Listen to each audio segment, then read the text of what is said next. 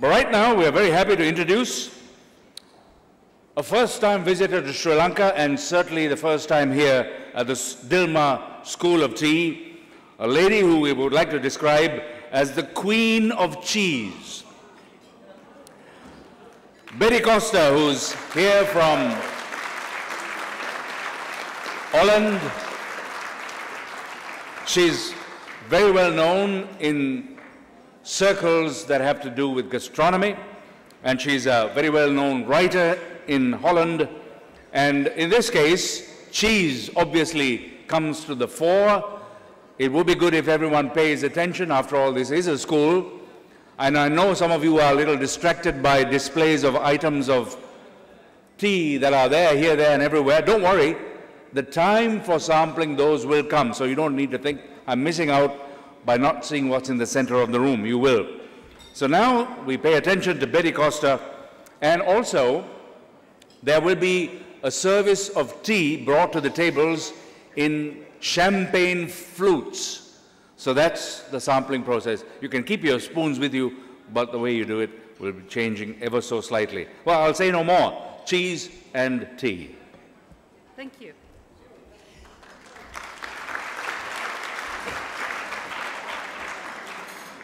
Thank you, ladies and gentlemen.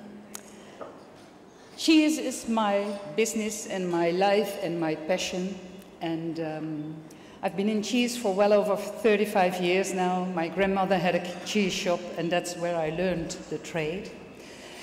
But since the last 10 years, there have been a lot of developments in cheese and also in combining cheese.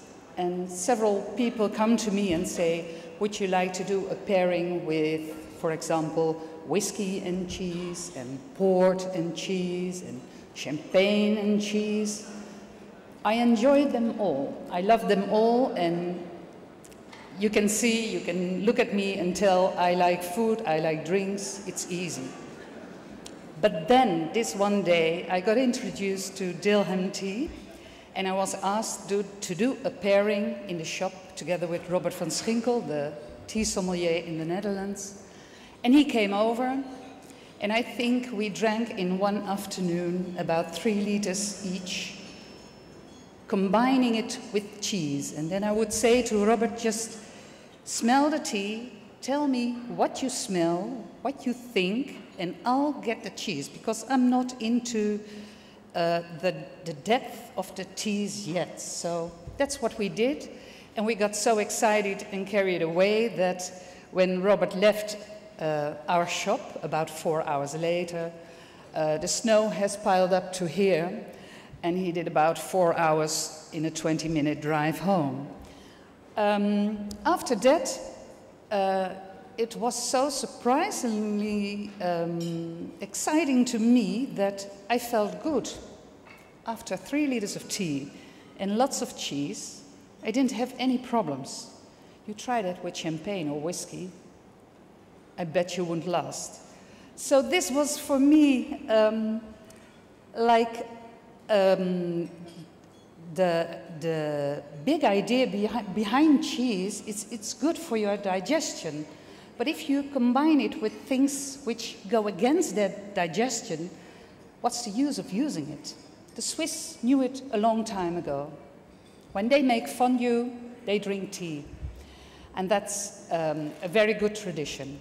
Well, I explain to you now first a little bit about the production, because I'm going to let you try later on 6 types of cheese. And you have to know, if I talk about those cheeses, how it's being produced. So of course, we use milk. And milk can, in Europe, we use it from the cow, the goat, the sheep, or the water buffalo. And the milk is going to have to be coagulated. So we use 2 things to add to the milk. The first thing is a starter.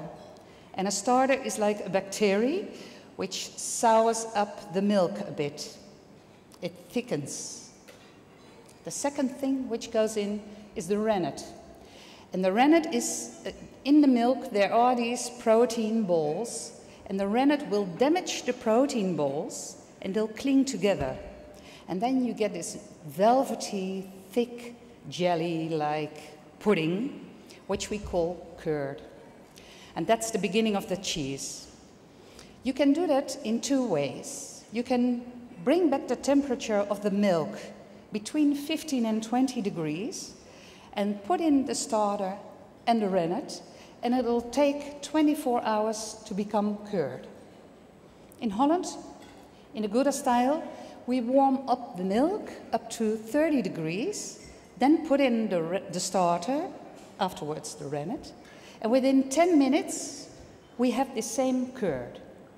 The difference will be, in the end, if you have the first way of coagulating the milk, you get this chalky structure like you probably have ever tasted in goat milk cheeses from France, for example.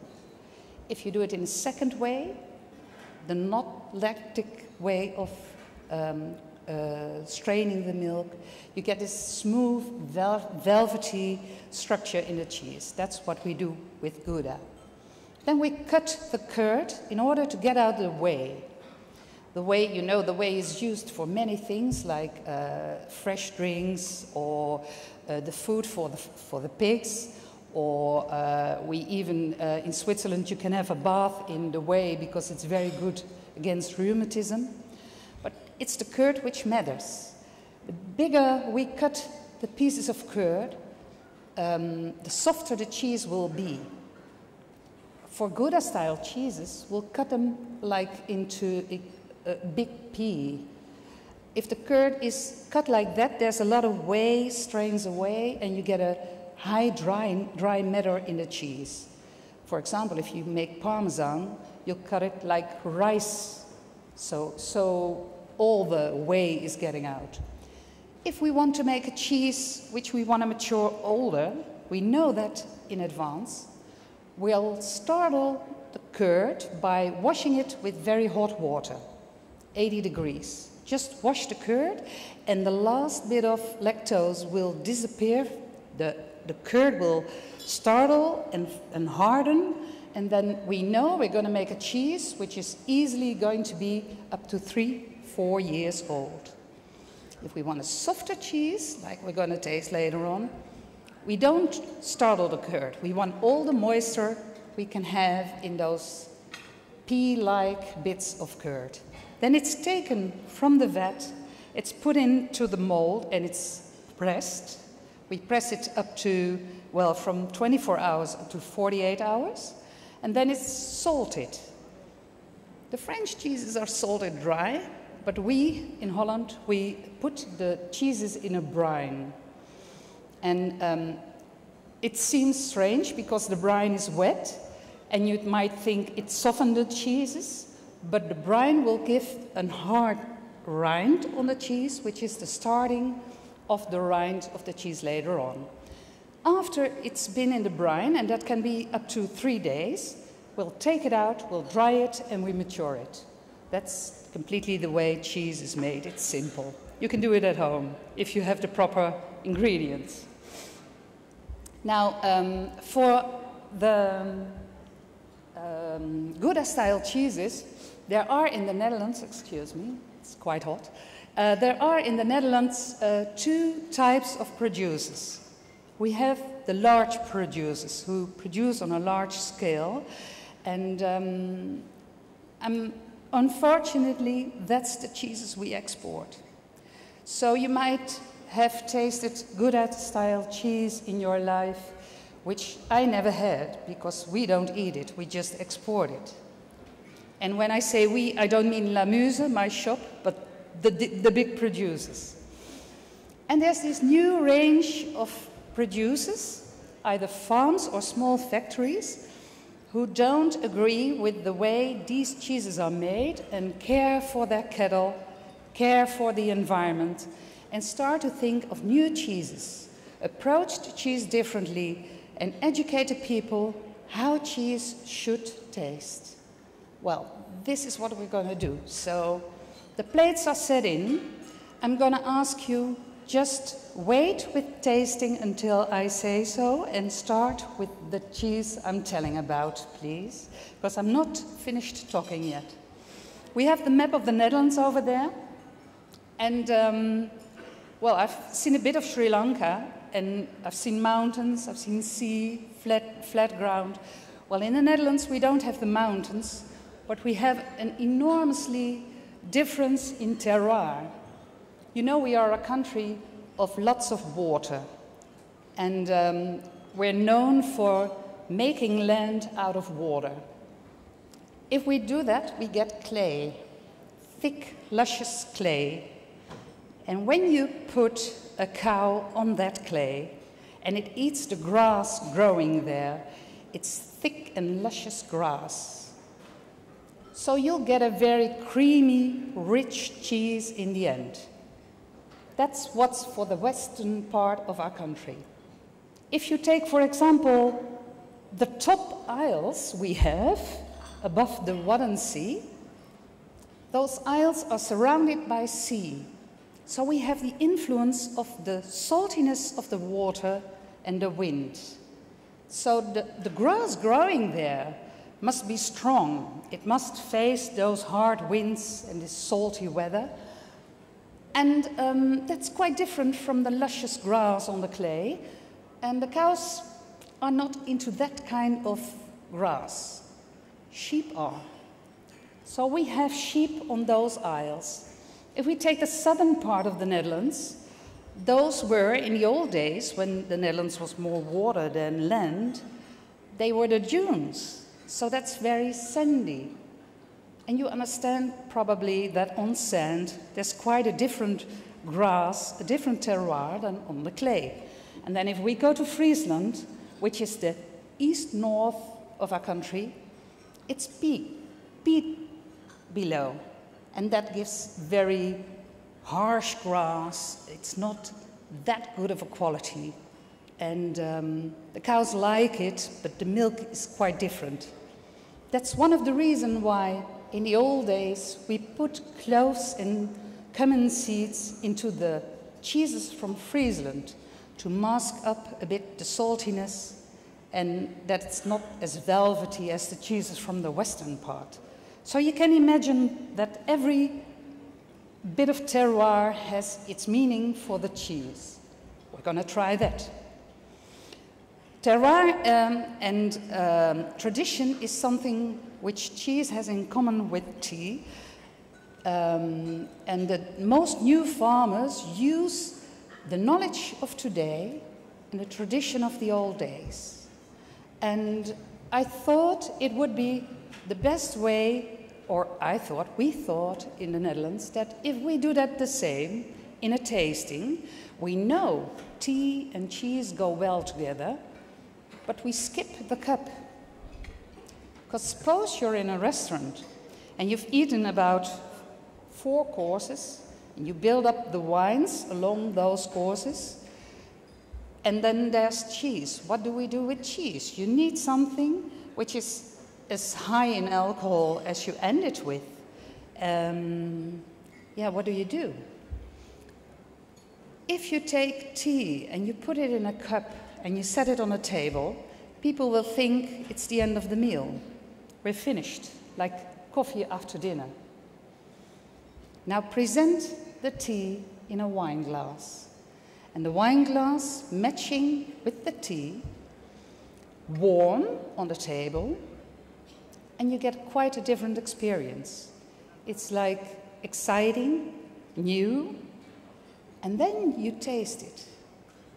If you eat cheese, which is already good for your digestion, but you have this warm fluid going together with it and it's going down, you just cannot deny it's the way it's meant to be. So we did some pairings. Florence from the Netherlands and me, we sat down together, and now we're gonna try the cheeses we selected with the teas. The first 2 teas will be served are the seasonal flush and the ranbat. We're going to try 2 teas with the first 4 cheeses. 3 cheeses, I think. Sorry, 3 cheeses. I don't know whether we are ready to serve the tea already. Yeah? Okay. Then I'm going to explain about the first cheese we're going to try. You see a green leaflet on the pallet. The green leaflet is just to mark that we're going to start there. In the Netherlands, when I told you about the aisles where the sheep graze, there's this, just don't eat it yet, right, before you have the tea, because that would be a pity. On the aisles, there are sheep, as I told you. But in the old days, the sheep ate everything which grew on those aisles. On Terschelling, which is the third aisle, if you start from North Holland and go up, the third big aisle is called Terschelling. There used to grow salicorn, or sea aster as it's called in England, just in the wild, near the sea. And the sheep loved that, the saltiness and the crispiness of the salicorn. Then we found out about salicorn and we started to grow it, and we said, this is not food for the sheep. This is exquisite, we want to have it ourselves. So the sheep didn't come to the sea asters anymore, and that's the reason why this lady farmer, Jolanda Bakker is her name, has decided to make an organic sheep's milk cheese and put in the sea aster as an addition. We hardly like any additions in cheese. I think it's always a markup for the quality of the cheese. But in this way, it makes sense. It's something which was in there already in the old days, and now it's brought back. So the first cheese is called Terschellinger schaap. This is nice, I want to hear you say that. Terschellinger schapenkaas with salicorn. And then the champagne glass. In the champagne glass, there's the seasonal flush from last year. And in the other glass, you're going to have the ranwatte. I'll let you decide which you like best, but I would like you to try both of them with the Terschellinger schaap. Keep in mind that we're going to taste this tea with the first 3 cheeses. The second cheese you're going to try, or shall I let you try first? Try first.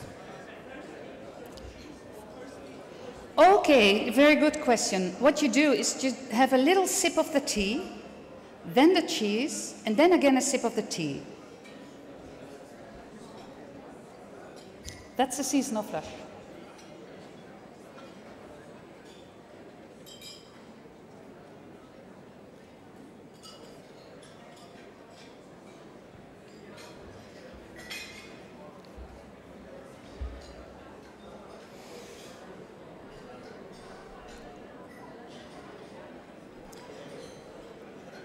Is there anyone who can tell me which flavor in the cheese is brought up by the tea immediately? You, sir.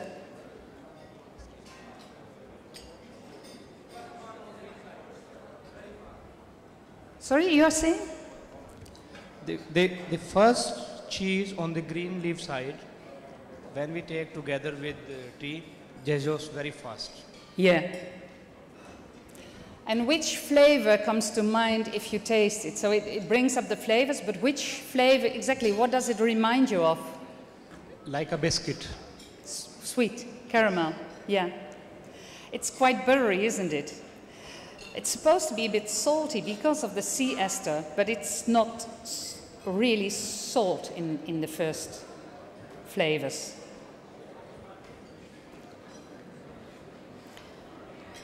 It's also a bit herbal, don't you think so? With the seasonal flush. So then you try it with the ranwatte. The second, yes. Again, 1 sip of tea, the same cheese, and then tea again. Notice the first cheese still. You ate it all? No. Maybe there's more. No, it's just, the idea is that you really taste the difference of the cheese in combination with the 2 teas, because they bring a different flavors.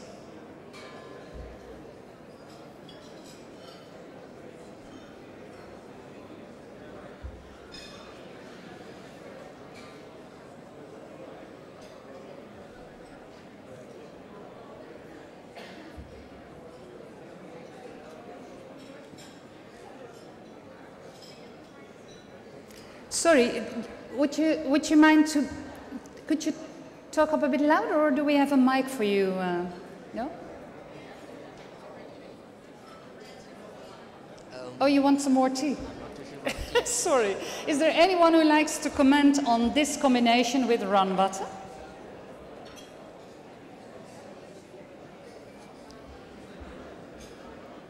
Oh, you're having it still.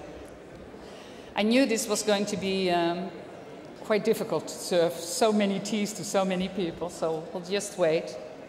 In the meantime, I can tell a bit about the second cheese, so we'll come back to the combination with the run butter when that table has tasted it. For the second tea, we're going to an isle in the Netherlands. I already told you we have a lot of water. And in this water there are isles as well. Now there's this one young couple, fifth generation, who were to take over the farm from their parents. And the son said, "Dad, I'm going to do it, but I don't want to work with the Holstein cows, because those Holstein cows produce mass milk, but very, very poor quality." He fell in love with the Montbéliarde. Montbéliarde is a cow from France who lives in the Jura region and is really a mountain cow. It's supposed to graze above the 1,000-meter high. Now we're going to take that cow from France, take it to an isle 7 meters below sea level.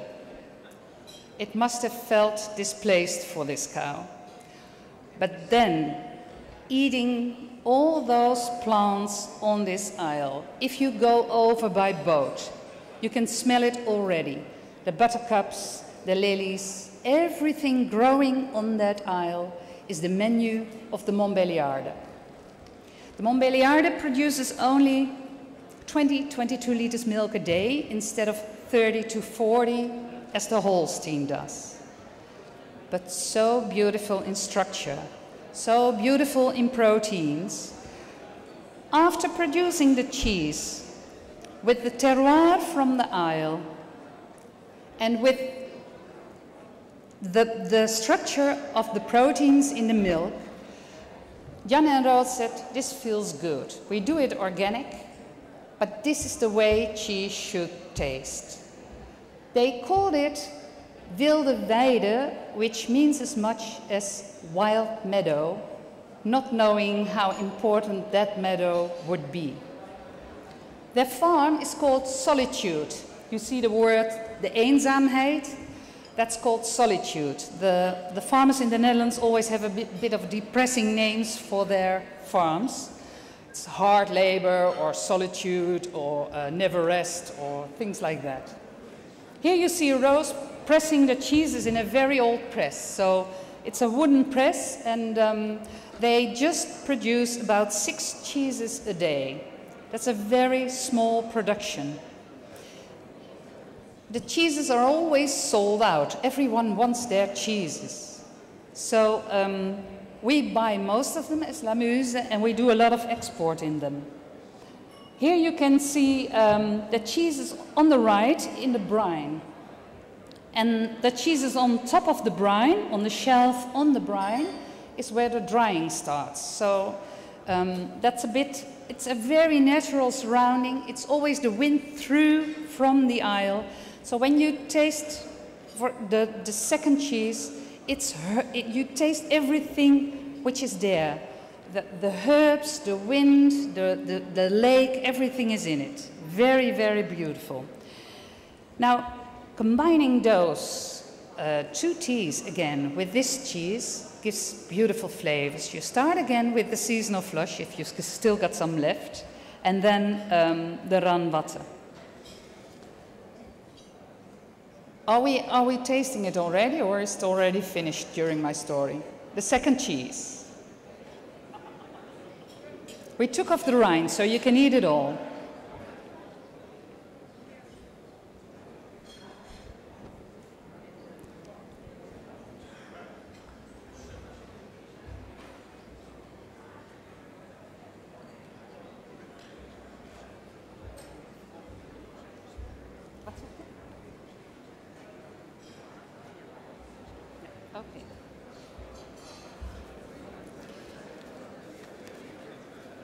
So if you taste the Wilde Weide with the seasonal flush, you'll find out there's a lot of balance in it, and it's a bit herbal, right? And if you still have the Ranwatte, you'll have a quite different experience if it's correct.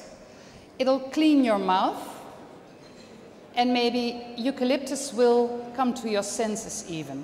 It's a very refreshing touch in the cheese-tea combination. This cheese is matured for 5 months now, so that's a bit of the age of the cheese.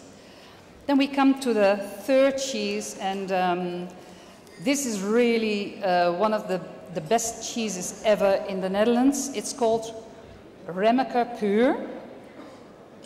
And Remmeker is made with milk from Jersey cows. As for the Montbéliarde, producing just about 20 liters a day, a Jersey produces 15 liters a day. But so rich, so creamy, so thick and yellow that the yellow color of the cheese is really the color the way it's meant to be. I miss it on your platter. Is it already finished? I miss one on your... Oh, you have it on your plate already. The third, you're on the third, right? I left the rind on the third cheese. You have... Yeah. Okay, it's good. I thought I missed one. I left the rind on the third cheese because it's a natural rind rubbed with ghee, ladies and gentlemen. Ghee. This farmer makes his own ghee from the butter from the milk and then rubs it 3 times at the beginning of the ripening. After ripening for 10 months, the ghee has protected the cheese, but also lets in all the air. And because it's a natural rind, you could even eat the rind if you want to. It's very earthy, but you could. So this is the Netherlands like it's always, rainy. Those Jersey cows have something else which you hardly see nowadays. Oh, beautiful. Yes.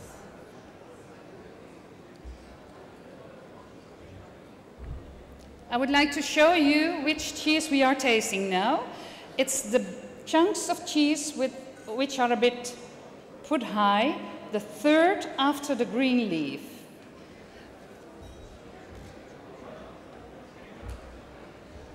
So he has the horns on the cows, ladies and gentlemen, and this is something very exciting and new, because in Holland, where we have a little country, we have a lot of cows in one stable.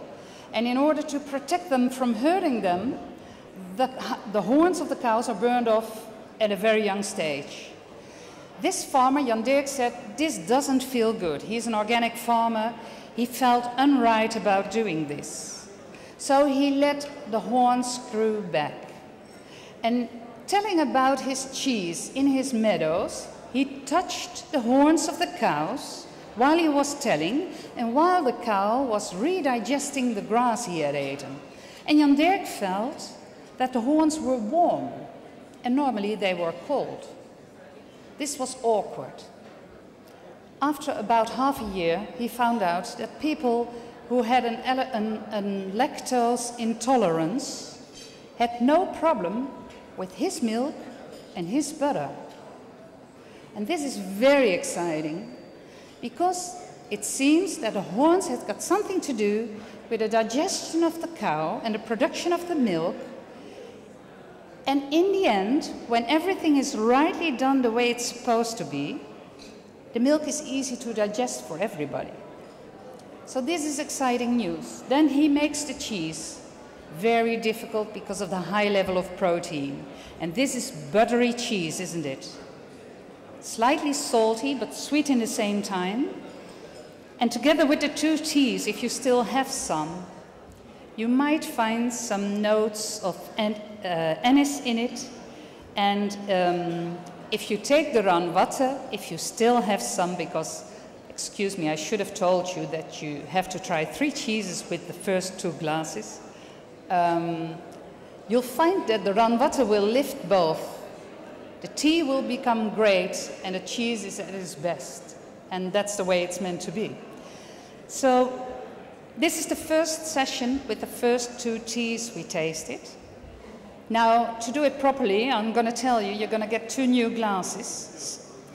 You're going to get 3 new cheeses, and you have to do with those 2 glasses all the 3 cheeses.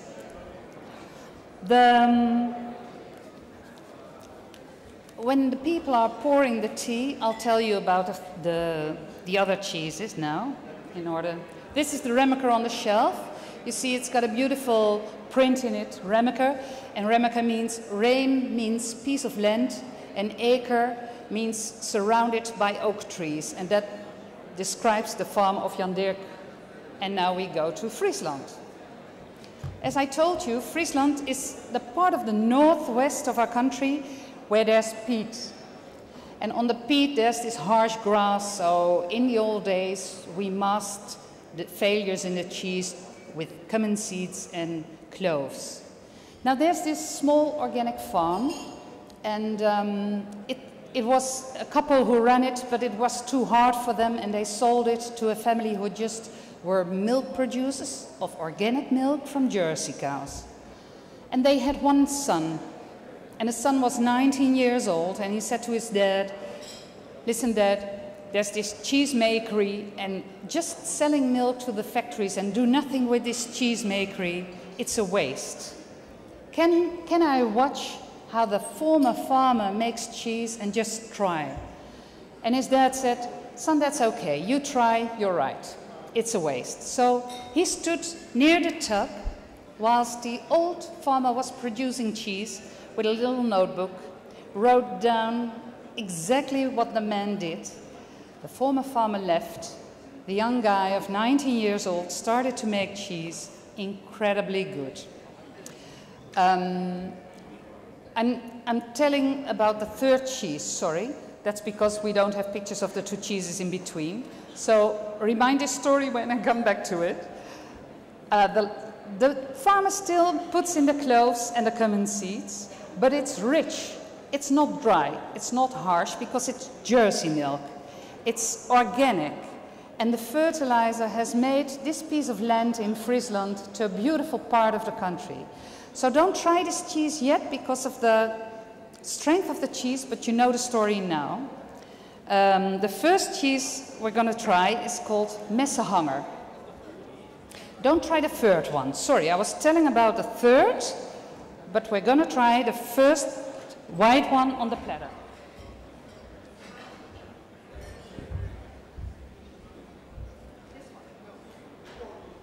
Sorry. Yes, the 4th or the first of the 3 next.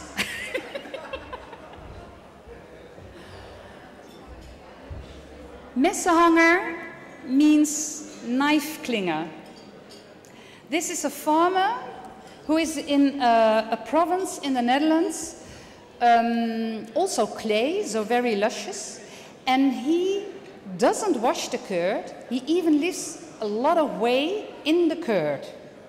That's cheese which cannot mature more than 4 up to 5 months because there's too much moisture in the cheese. But it clings to your knife, it's creamy, it's rich, but not a fat. It's fresh, it's a very fresh, we call it middle-aged cheese. It's from the province Lelystad, a Flevopolder, we call it. That's the first cheese you're going to try with the 2 next teas. The first tea is jasmine, if I'm correctly. Only Ceylon Souchong? Okay. Hope jasmine is going to be the second. We start with the Ceylon Souchong. Ceylon Souchong is, you know, it's the smoked tea.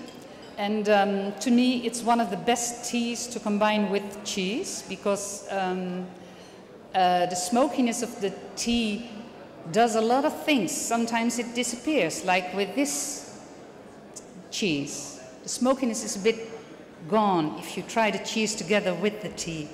And sometimes it just lifts every beauty of the cheese. It's incredibly good. The lapsang also, but that's more for the blue cheese.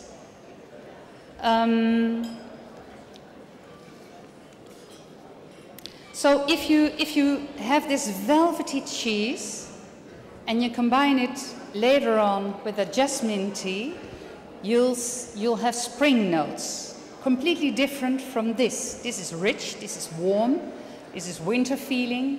And if you combine it later on with a jasmine tea, it'll be fresh and spring and springtime-like.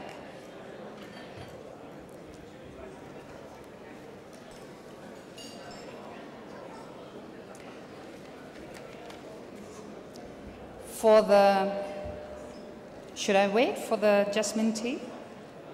Yeah? Okay, then I'm gonna tell a bit more about the way of farming in the Netherlands like this guy does with the messenhanger, which is klingknife. It's a young guy too, and he is so much at ease that he has his farm and a small shop next to it, but he's on his own. So he, yes?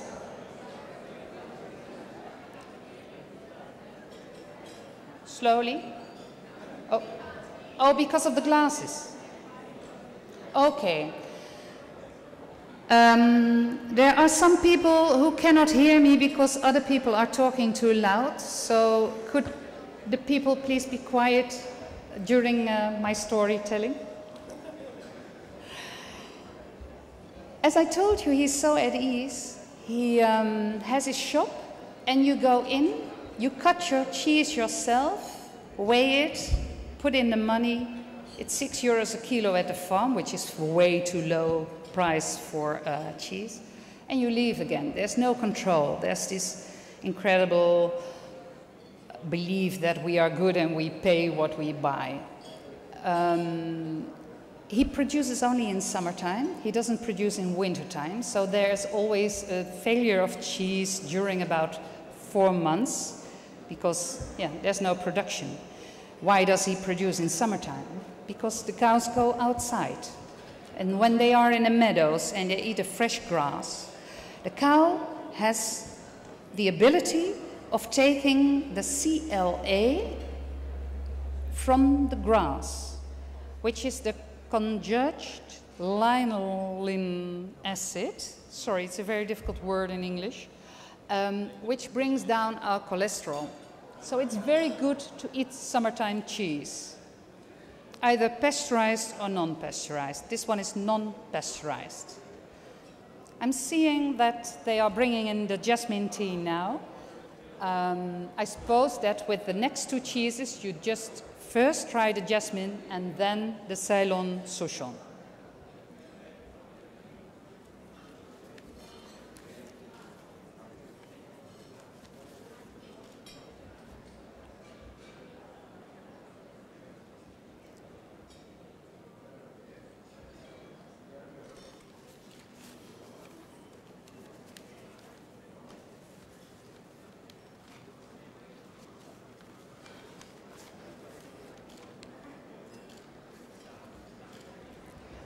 So how's this with the jasmine then? Do you have the spring feeling?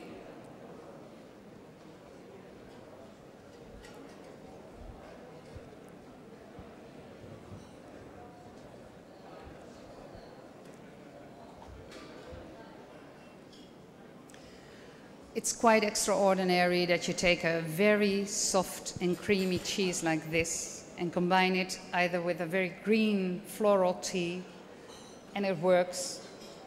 And then you combine it with a very thick, smoky tea, and it works too, isn't it? Try that with wine, then you have a problem. We go to the 5th cheese on the platter, the 4th last one. And this is also very, very special.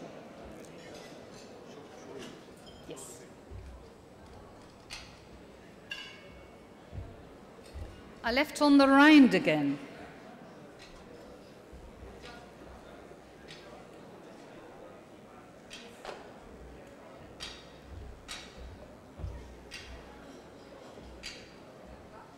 And we start with the jasmine tea, sip of the jasmine tea, then take this strange looking cheese. If we try cheese as a cheese dealer, I would call it, what we do is we take off a bit and we put it between our hands and we try to rub it. And if it's luscious and creamy, it's completely different in texture than this one, which is not creamy at all. You can hardly rub this cheese. Ladies and gentlemen, this cheese is made with a race of cows, which was almost extinguished in the Netherlands, and it's called brandrood. And brandrood is a mahogany red cow. It's quite beautiful. And there was this one guy who was really addicted to the cow and said, I'm going to make cheese with his milk, which is also very low in production, and an awkward way, an awkward style of proteins. He started to produce the cheese in a good style, but if you taste this, it's more like a Gruyere or a Sprins. I don't know whether you know Sprins from Switzerland. Then he said, I don't want the rind to be covered with a coating. I use the Swiss way of producing cheese. I use the Linens bacteria, which is a red rind bacteria. And he just rubs it about 2 times in the beginning of the ripening, no more further on. Then he matures it in its own caves in the eastern part of our country, and after 10 months, all the cheeses are sold. But buying a cheese from him at 10 months, cutting it and eating it is like murdering a child. It's too young, it's not right, it's not ripe. So what we do is we buy it from him and we mature them for up to 24 months. And then you have all these beautiful herbal flavors in the cheese. This is a cheese we call, it's work eating this cheese. You have to chew and you have to keep it in your mouth for a long time to get all those flavors exposed. But then you got worth your value, haven't you? It's quite different. I left the rind on not to eat it, but to smell it. Could you please smell the rind? And maybe because of the transport, it has changed a bit, but this earthiness of the rind is really gorgeous.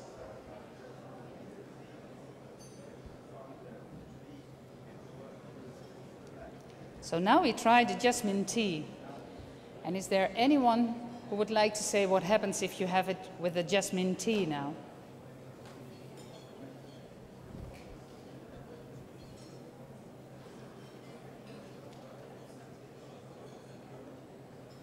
We're all quiet, no one's responding.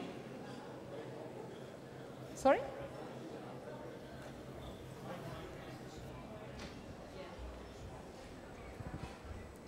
You got a mic now, you can tell it.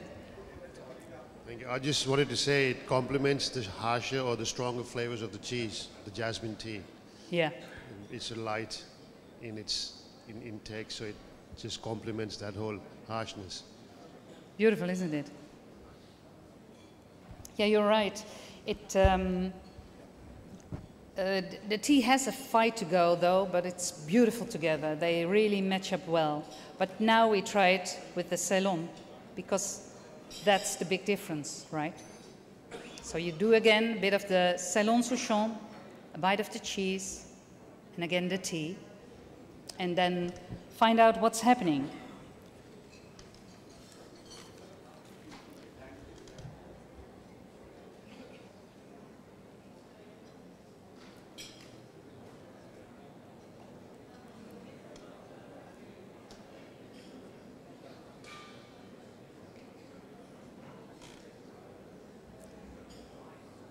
Sorry?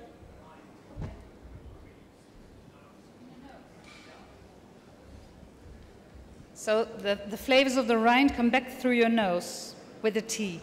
Yeah, it's almost, we sensed almost like it tasted a bit like alcohol when you eat it together with the tea. It's like an alcohol combination. There's no alcohol in it, but I can imagine you have those flavors in it, don't you?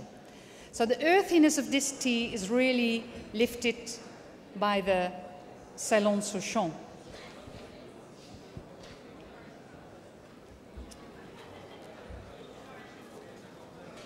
Back then to Friesland.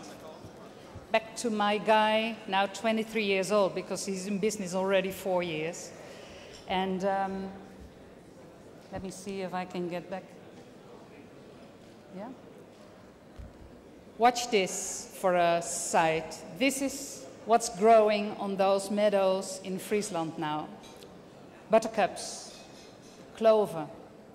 That's the dinner of the Jersey cows who produce the milk for this cheese. These are their jerseys. Gorgeous animals, very used to people, not at all scared when they're being milked, so no adrenaline, just giving everything they want to give. The rich Jersey milk. Comes in the cheesemakery, the milk is strained, the curd is cut, and then after that the cloves and the cumin seeds are added.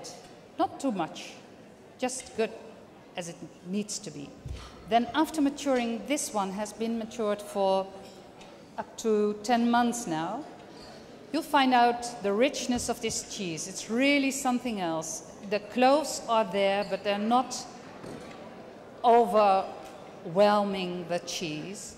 And if you try this and you think of jasmine tea, you think it won't last, because this strong cheese and this subtle tea, will they match? But you'll notice this is something different. The beautiful combination is really very floral with the cloves. But it's good, but it's not as good as the Salon Souchon. My father used to be a sailor. My mother was the one in the cheese, but my father used to be a sailor. And when I was a little girl, and we're talking about memories now, our holidays were just traveling with my father whenever he was in the neighborhood and experienced the life aboard, which is for a child not much. There's not much to do, except spending time in the kitchen, learning how to bake bread and that. But just the smell of the tar of the ship and the sea is what brings up the smell of this tea, brings up that memory for me. So I adore that. And when I think of the VOC ships leaving the Netherlands in the old days and going to the east, coming back with those spices, those cumin seeds, those cloves, those cinnamon, coming back, this is like a VOC explosion in your mouth, isn't it? You can imagine those ships having all those spices coming back to Holland, having that luscious cheese, combining that and having this tea is like it's meant to be. It also might remind you a bit of Christmas, because this is a hard cheese to sell in the States except for Christmas. People in the States associate cloves with Christmas, like the French associate cloves with meat and sweet things, but not with cheese. It's the Italians who love it, and it's the Dutch who love it, and I hope you love it. Well, that's about my cheeses, which we took for you. Is there anyone who has any questions for me to answer about the cheese or about the combinations? Because I'm glad to answer them. Yeah, both, Jasmine and Salon.